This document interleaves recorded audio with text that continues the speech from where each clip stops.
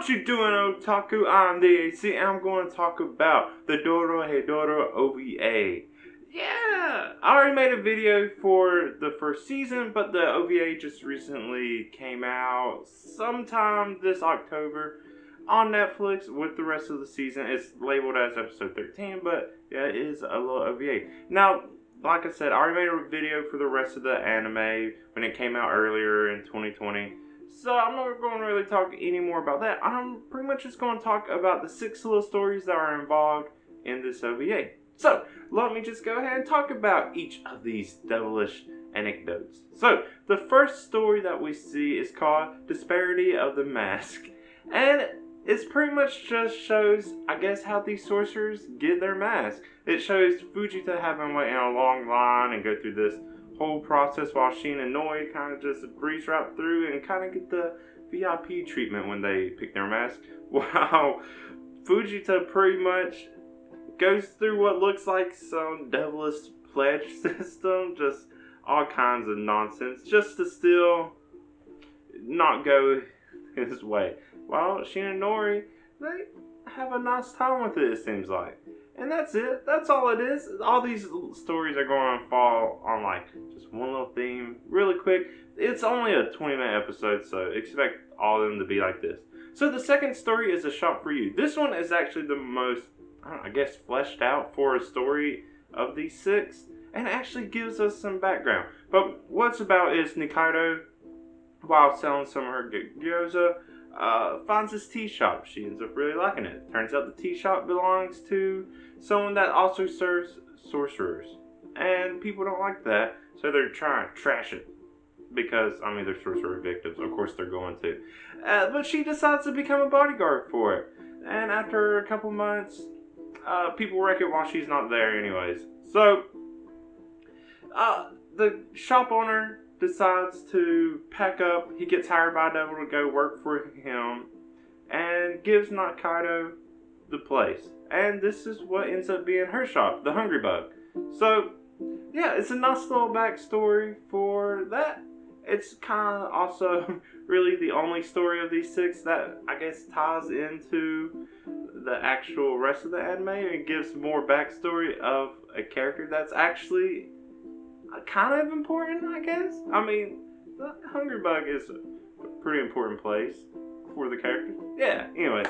Third story is The Spring of the Underling. This is pretty much just Ebisu walking around his place, looking at pictures of, well, and Shin Nori decides she wants to be in pictures, tries to figure out where a photographer is, can't find a photographer. Fujita ends up getting her to join their group photo of underlings. And that's it. That's all it is. It's just a cute little story. I mean, just watching Ebisu in anything is amusing anyway, so that's all we need from it. Now, the fourth one, The Tale of the Invisible Gyoza Fairy. Name pretty much says it all. It's about a fairy. I'm going to quote that because it's a weird looking fairy because it's made out of gyoza. And it pretty much just looks over the Hungry Bug, making sure people are eating gyoza how it thinks people should. And if it doesn't like what's going on, it throws a toothpick and stabs him in the face. That's kind of all that happens. But yeah, it's, I guess, just a protector of Nikita's shop. And then we do get to see the previous owner of the tea shop and the devil come back. And even though nobody else can see this fairy, the devil still can. So they're already tying it back together in just this one OVA. It's nice. I like it. Keep doing that. So, fifth story is The Devil's Dance. This one's a weird one too. Just something else silly. It's pretty much in all the other sorcerers get together to dance around this big fire wearing nearly nothing, just have some markings on them, and then they dance around with a mask on a spear. This actually also gives us a kind of little bit of backstory. It shows us when Shin kind of has to partner with Noe, but he doesn't really remember it being with her. But the other funny part is this is they have to dance with a partner they get stabbed. So the whole bit for the end of it is just Fujita kind of trying to convince Ebisu to dance with him. And of course it doesn't work. He gets stabbed. But yeah, I guess it shows us some backstory more for, of course, Shinanoe, but also like what sorcerers are doing, or at least what end sorcerers are doing. I don't know. And the sixth one is somehow even the most simple. Yeah, let's say that. It's pretty much Kaiban brings in some ingredients to Nikaido, and she shows him how to make gyoza. That's it. Then they go up and eat it. It's called OVA Memories in the Night Breeze.